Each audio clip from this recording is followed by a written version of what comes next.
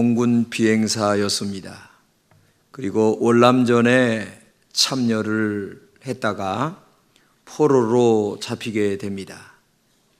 그리고 종전이 되기 얼마 전에 석방이 됐는데 그 사람 이름이 누구냐면 너틀리치라고 하는 분이에요. 근데 이분이 감옥 생활을 하면서 책 한 권을 써내게 되는데 그 책의 제목이 뭐냐면 적들 앞에서라고 하는 책입니다. 그 내용의 일부를 살펴보면 다음과 같습니다. 나는 너무 바쁜 인생을 살았다. 그러나 감옥에 들어와서 비로소 소중한 것과 하찮은 것과 가치 있는 것과 보잘것없는 것을 구분하는 눈을 가지게 되었다. 과거에는 나는 주일에 놀면서도 교회 갈 시간이 없었다. 내 아내와 아이들은 나에게 교회에 가기를 권유했다. 그러나 나는 다른 일 때문에 교회에 나갈 수가 없었다. 그러나 지금 죽음의 냄새가 온 동네 주위를 가득 채우고 있다. 이때 나에게는 영혼의 양식에 대한 굶주림이 육체의 양식에 대한 굶주림보다 더 갈급한 것을 깨닫게 되었다. 가슴이 찢어지는 포로 수용소에서는 목사님도 주일학교 선생님도 성경도 찬송도 나를 인도해줄 지켜줄 믿음의 사람들도 없었다. 지금까지 나는 내 삶의 영적인 것을 완전히 무시하며 살았던 것이다. 감옥에 갇혀서야 나는 비로소 하나님 없는 삶이 얼마나 공허한지를 절실히 깨닫게 되었다라고 그는 그 책에서 기도하는 내용과 그리고 마음에 있는 고백을 하고 있는 글이었습니다. 그렇습니다. 사람은 나름대로 갈망하는 게 있습니다. 어떤 사람은 공부를 갈망해서 공부를 열심히 하는 분도 있고, 또 어떤 사람은 나는 돈을 많이 벌어야지 그래서 돈을 갈망하며 살아가는 사람도 있습니다. 또 어떤 사람은 명예를 갈망하기도 하고, 어떤 사람은 자기 나름대로의 인생을 살아가는 방식을 갈망하며 살아가는 사람들, 참 이 세상에는 많이 있습니다. 그런데 중요한 것은 오늘 본문에 나오신 이런 세상적인 갈망, 육적인 갈망이 아닙니다. 하나님에 대한 갈망을 오늘 본문에 말하고 있어요. 같이 읽겠습니다. 하나님이여 주는 나의 하나님이시라. 내가 주를 간절히 찾되 물이 없어 마르고 황폐한 땅에서 내 영혼이 주를 갈망하며 내 육체가 주를 앙모하나이다. 이렇게 고백을 하고 있습니다. 다윗은 다른 사람들과 다르게 하나님을 갈망하며 사는 인생이었다고 본문에 말하고 있죠. 다윗이 이런 갈망의 이야기를 할 때가 언제입니까? 그가 왕이 되었습니다. 그리고 시간이 되었을 때 그의 아들 압살롬이 자기 아버지에게 반역을 합니다. 그래서 버선발로 그의 장관들과 함께 유다 광야로 피신을 갑니다. 아들에게 반역을 당하여 피신을 가는 이 압살롬에게 피신을 당하는 이 아버지의 이 마음이 얼마나 찢어지는지 말할 수가 없는 거예요. 너무나 가슴이 메어지고 말할 수 없는 상처받은 이 마음을 달랠 길이 없어서 하나님 앞에 그 쫓겨가는 버선발의 모습을 가지고 하나님 앞에 갈망하고 있는 거예요. 하나님 나를 도와주세요. 정말 곤고합니다. 고통과 슬픔이 나에게 점여옵니다. 하나님 나를 도와주세요 하면서 정말 눈물 어린 가슴 어린 그 진실을 고백하면서 하나님을 갈망하는 이 다윗의 모습이 본문의 내용임을 우리가 알아야 됩니다. 이 본문을 보게 되면 이 갈망하는 그 내용이 너무 진하게 나와 있어요.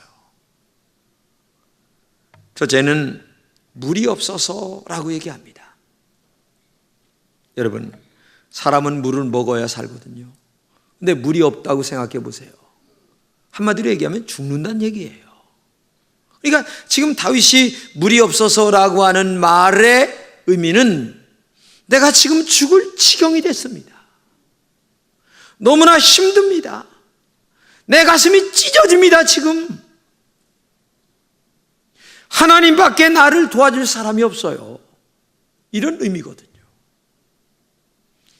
근데 다윗이 지금 자기 아들 압살롬에게 지금 유다 광야로 쫓겨가면서 그 무리 없어 라고 하는 말 속에는 내가 이렇게 권고합니다.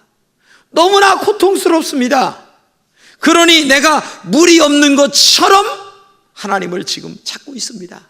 그런 뜻이거든요. 지금 두 번째는 메마른 땅이라고 얘기합니다. 여러분, 물이 없어서 땅이 메마릅니다. 이 메마른 땅, 물이 없어 메마른 땅, 벼를 심어야 되는데 심을 수 없는 땅, 그렇게 메마른 땅이 물을 요구하듯이 하나님 앞에 지금 내가 그렇게 하나님을 찾고 있습니다. 갈망합니다. 지금 그런 뜻이거든요. 세 번째는 황폐한 땅이라고 얘기합니다. 여기 황폐하다고 하는 말의 원문의 뜻은 기운이 없다, 피곤하고 지치다, 그런 뜻이에요. 여러분, 땅이 기운이 없다라고 하는 말처럼 하나님, 내가 지금 기운이 없습니다. 기력이 다 빠졌습니다. 그런 뜻이에요. 여러분, 땅이 기운이 없다고 하는 말이 무슨 말입니까? 땅에도요, 농사를 지려면 거름을 주고 풀을 뽑아주고 매번마다 관리를 해줘야 땅에 농사가 되는 거예요.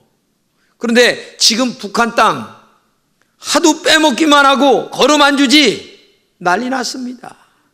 남북 통일되면 제일 큰 문제가 북한 땅을 개간하는 문제가 제일 크게 힘든다고 하더라고요.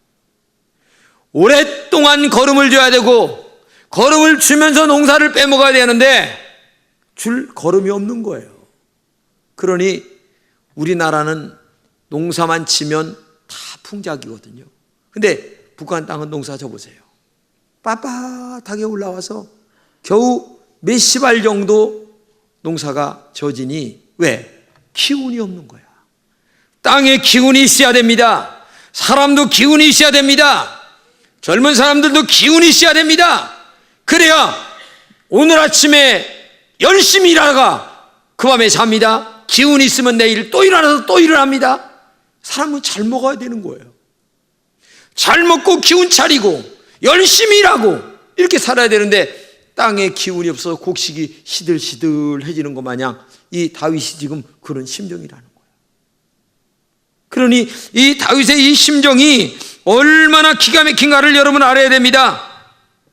이렇게 메마르고 황폐한 땅, 농사를 짓지 못하는 이 힘이 없는 땅처럼 다윗은 지금 자기 아들 압살롬에게 쫓기면서 너무나 맥 빠진 자기를 보면서 하나님 앞에 솔직한 심정을 얘기하는 거예요. 하나님, 메말랐습니다. 황폐했습니다. 그리고 힘이 없는 땅처럼 내가 지금 그런 상황입니다. 하나님, 나를 도와주세요. 하나님, 나를 축복해 주세요. 하나님, 나를 도와주시길 원합니다. 라고 하는 그런 갈망하는 마음이 지금 누구의 마음이에요? 다윗의 마음이에요. 이렇게 권고할 때에 다윗은 하나님을 갈망했습니다. 영혼이 갈망했습니다. 육체가 갈망했습니다. 그의 입술이 갈망했습니다. 그의 내면의 세계와 그의 몸이 갈망했습니다. 갈망할 수 있는 모든 것을 동원하여 하나님을 그렇게 갈망하며 찾았어요. 하나님, 나를 도와주세요. 하나님, 나를 인도해 주세요. 그렇기 때문에 오늘도 여러분과 제가 신앙생활 하는 것이 뭡니까? 힘들고 어려울 때 우리가 하는 것이 뭡니까? 하나님 앞에 내가 얼마나 갈망하는 마음을 갖고 교회 나와 앉아 있느냐? 우리의 입술로, 우리의 몸으로, 내 영혼으로, 내면과 안과 그리고 온 몸으로 하나님을 그렇게 갈망해 나갈 때에 하나님의 역사가 우리 속에 나타나게 된다는 것을 믿으시기를 주님의 이름으로 축복합니다. 그러면 다윗이 왜 이렇게 하나님 앞에 갈망했느냐? 첫째는 하나님이 전능하신 하나님이 나의 아버지가 되기 때문에 다윗은 갈망했어요. 본문에 이렇게 얘기합니다. 하나님은 나의 하나님이시라 이렇게 말합니다. 하나님은 나의 하나님이십니다. 근데 하나님이 어떤 하나님이냐? 아버지 하나님이란 얘기입니다. 내가 믿는 하나님은 전능하십니다. 살아계십니다. 천지를 창조하신 분이십니다. 능치 못할 힘이 없는 분이세요. 작은 신음에도 응답하시는 그런 하나님이 내가 믿는 하나님이세요. 그런 하나님이 나의 아버지십니다. 아버지는 나에게 생명을 주셨습니다. 생명만 주신 것이 아니라 나의 물질을 가지고 보호해 주십니다. 언제나 함께 하십니다. 영원히 함께 하십니다. 그런 분이 나의 아버지십니다. 그러게 하신 그 아버지 되신 하나님에게 자기의 온 마음을 다하여 하나님 앞에 심장이 터지도록 아니면 가슴이 찢어지도록 하나님 앞에 갈망을 했다고 하는 사실을 알아야 돼요. 여러분 한번 자신을 생각해 보세요. 내가 교회 다닙니다. 예수 믿습니다. 그런데 하나님 앞에 얼마나 갈망하는 마음이 있는가를 여러분 아십시오. 생각해 보셔야 됩니다. 내가 나의 하나님 앞에 얼마나 갈망하는 마음이 있는가? 하나님이 나의 아버지라고 하면서도 그 하나님께 얼마나 갈망하는 마음으로 기도하는가? 얼마나 몸으로 찾고 있는가? 목마른 사슴이 시냇물을 찾듯이 내가 그 하나님에게 나를 도와주세요. 내가 이렇게 힘듭니다. 어렵습니다. 하는 마음이 여러분들에게 정말 있게 교회를 나왔는가 한번 좀 생각해 보세요. 성경은 얘기합니다. 오직 여호와를 앙망하는 자는 새 힘을 얻으리니 독수리의 날개침에 올라간 것 같을 것이요 다른 박질하여도 곤비치 아니하겠고 걸어가도 피곤치 아니하리로다. 하나님을 앙망하는 사람, 하나님을 의지하는 사람들에게 하나님은 힘 주십니다. 위로해 주십니다. 찾아오십니다. 용기 주십니다. 희망을 주십니다. 앞을 향해 달려가도록 용기를 주십니다. 주를 바라보는 자는 결코 수치를 당치 않습니다.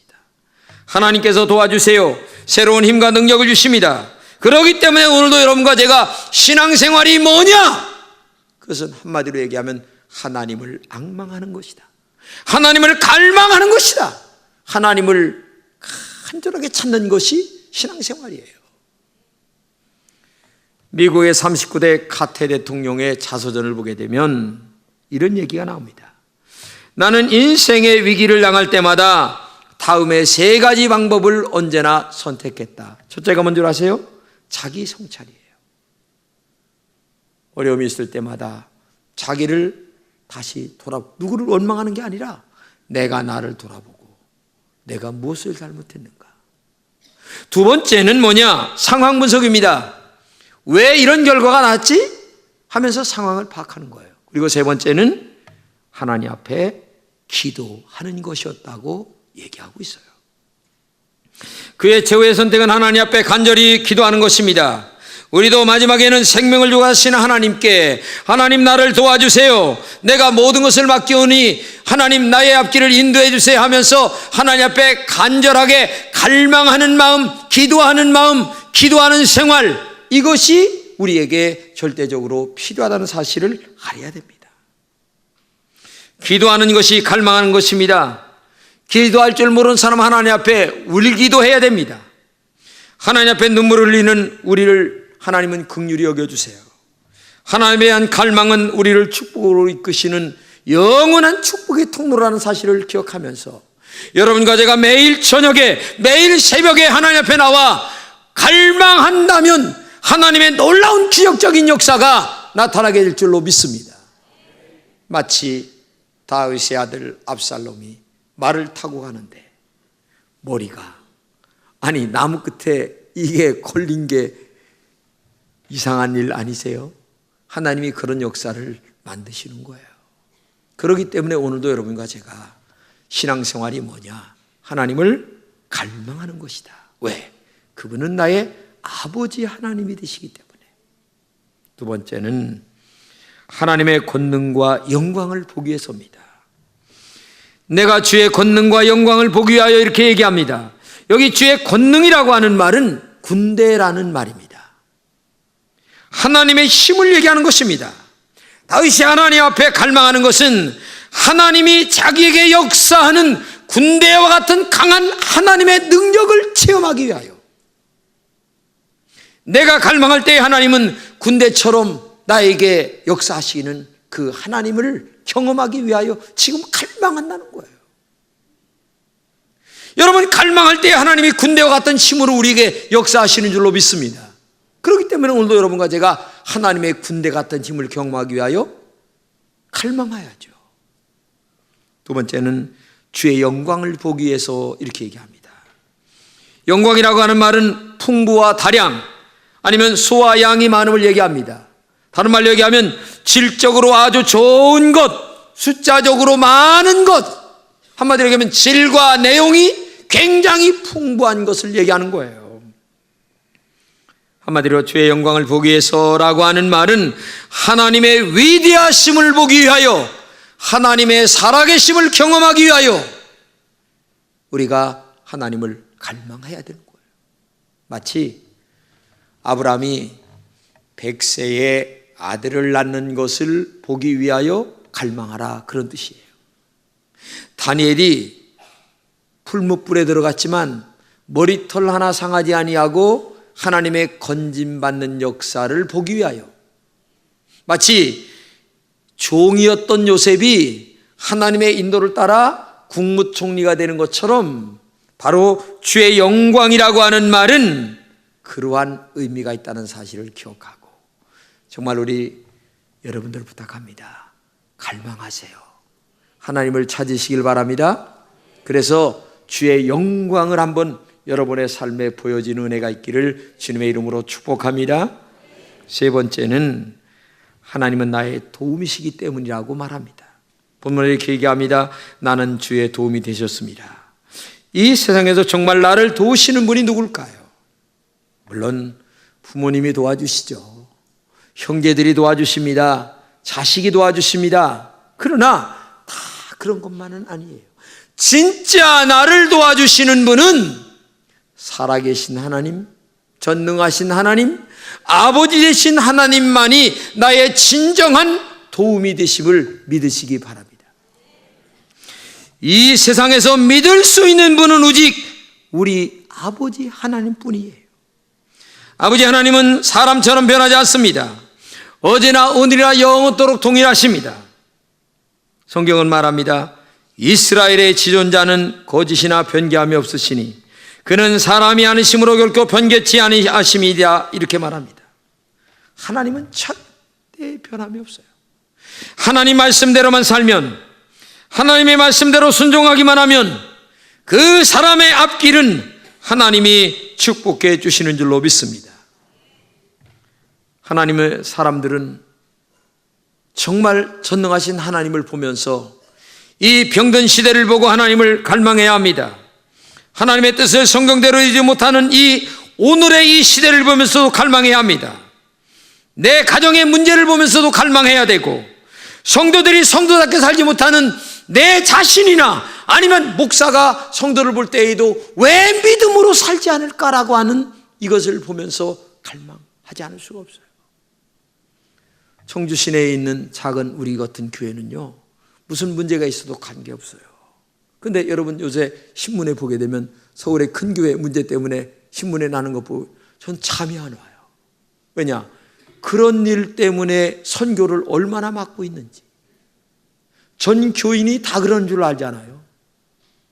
아니, 유병헌이라고 하는 사람이 이단의 개수지만은 나는 인간이 그렇게 더티할 줄은 몰랐어요. 어떻게 그렇게 합니까? 아니, 종교를 가졌다고 하는 사람이 도대체, 아니 이단이라 할지라도 그렇게 하면 안 되죠. 근데 이단은 종교 자체가 아니에요. 교주예요, 교주. 교인들 헌금한 거 다 갖다가. 제가 만약에 유병헌이 냄새만 풍겼어도 여러분들 여기 교회 한 명도 안 나와요. 나오겠습니까? 김진홍이 싸가지 대박 이렇게 하죠. 예? 그 근처만 갔어도요 안 되죠. 근데 유병헌이는 하고도 남아요. 그런데도 안타까운 것은 그게 기독교인 줄로 아는 사람이 있다는 거예요. 이게 그 이단 중에서도 엄청난 이단인데 말이에요. 그렇기 때문에 오늘도 여러분과 제가 이 교회를 위하여 바른 교회가 되고 정직한 교회가 되고, 아니 우리 성도들 한 분 한 분이 바른 성도, 정직한 성도가 되기 위하여 하나님 앞에 갈망하는 마음으로 기도해야 된다는 얘기죠. 여러분들도 목사를 위해서 기도해야 돼요. 목사도 사람인데. 그러니까 마지막까지 바른 목회하다가 마칠 수 있도록 기도해 주고, 여러분들도 바르게 살다가 하나님 앞에 죽을 수 있도록 기도해야 된다는 얘기죠. 한국교회를 풍자하는 이런 글이 있어요. 참 들어보세요. 너무나 마음이 아파서. 현대교회는 극장이 되어버렸다. 거룩한 쇼를 상영하는 무대가 되고 말았다. 아름다운 음악과 위로의 기도와 죄를 사해주는 속량의 설교를 듣는다. 그리고 죄악의 거리로 돌아간다. 관중은 최신식으로 장식된 극장을 즐기듯이 장식된 시설 좋은 교회를 좋아한다. 온갖 세상의 죄를 짓고서도 믿음으로 구원을 받는다는 것 때문에 천당 입장권을 얻어야 하기 때문이다.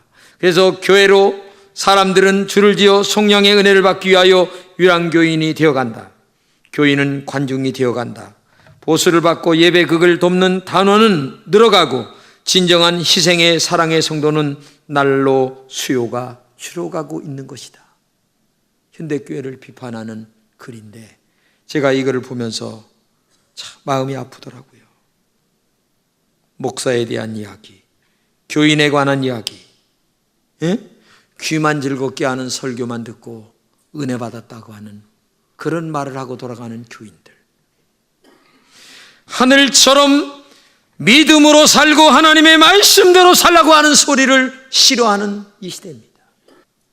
제발 하나님 앞에 갈망하는 교인이 되어주시길 바랍니다 얘기하면 목사님이나 하세요. 우리는 귀가 듣기에 좋은 설교만 해주세요. 이것이 현대교회입니다. 오늘의 시대는 육신이 배가 부른 시대입니다. 그런데도 더 많이 갖지 못하여 남의 것을 빼앗는 시대입니다. 아니 하나님의 것들도 온전하게 드리지 못하며 살아갑니다. 그러면서도 마음에 하나님 죄송합니다라고 하는 마음조차도 없습니다. 그러니 어찌 이 종의 마음에 눈물이 마르지 않을 수가 있겠어요. 오늘 본문에 이렇게 얘기합니다. 내가 나의 침상에서 주를 기억하며 밤중에 주를 묵상할 때에 하오리니. 침상에서, 그것도 밤중에. 이 밤중이라고 하는 말은 10시에서 2시를 얘기합니다. 아까 얘기했던 큰 신문을 봤을 때에 저는 정말 침상에서 눈물이 났어요. 하나님 제발 한국교회가 이렇지 않게 해주세요. 주님의 종들이나 모든 성도들이 하나님의 영광을 생각하여 양보하게 도와주시고, 이해하게 도와주시고, 모든 것을 내려놓을 수 있도록 은혜를 허락하여 주옵소서라고 하는 눈물의 기도를 드리지 않을 수가 없어요. 여러분들은 지금 무엇을 갈망합니까? 내가 하나님 정직하게 살게 하여 주옵소서, 바른 성도가 되게 하여 주옵소서, 한국교회를 껴안고 울게 하여 주옵소서, 이 나라와 민족을 위하여 울게 하여 주옵소서, 남북이 아름다운 통일이 될 수 있도록, 피 흘림이 없는 통일이 될 수 있도록 하나님 앞에 우는 갈망하는 그런 성도가 되게 해달라고 정말 가슴을 치며 통곡하며 울고 있는 여러분인가를 돌이켜봐야 되지 않겠습니까? 성경은 말씀하십니다. 나를 사랑한 자들이 나의 사랑을 입으며 나를 간절히 찾는 자가 나를 만날 것이니라고 말씀하십니다. 하나님을 갈망하는 사람에게 하나님은 만나주십니다. 지혜도 주십니다. 능력도 주십니다. 우리의 갈 길을 인도해 주십니다. 물이 없어 마르고 황폐한 땅이 간절하게 물을 갈망하는 것처럼 오늘 이 자리에 나오신 여러분들이 하나님 앞에 기도하는 사람, 하나님을 갈망하는 여러분 되시기를 주님의 이름으로 축복합니다.